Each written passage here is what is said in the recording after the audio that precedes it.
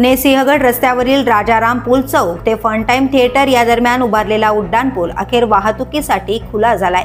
या पुलामुळे वाहन चालक आणि नागरिकांची कोंडीतून सुटका झाली असली तरी आता एका नव्या समस्येने डोके वर काढले आहे। उड्डाणपुलाखाली रस्ता दुभाजकाला लागून दोन्ही बाजूंना व्यावसायिकांनी चारचाकी वाहने आणि टेम्पो बेकायदेशीरपणे पार्क करून रस्ता अडवला आहे। एवढंच नाही तर पथपथांवर दुचाकी चारचाकींचे पार्किंग, त्यावर अतिक्रमण, विक्रेते आणि दुकानदार यामुळे पादचाऱ्यांना आणि वाहन चालकांना मोठा त्रास सहन करावा लागतोय। दरम्यान दुचाकी उचलण्यासाठी वाहतूक पोलीस टोईंग गाड्यांसह सतत गस्त घालताना दिसतात, पण चारचाकींच्या बेकायदेशीर पार्किंगकडे मात्र वाहतूक पोलिसांचे डोळेझाक सुरू असल्याचा नागरिकांचा सवाल आहे।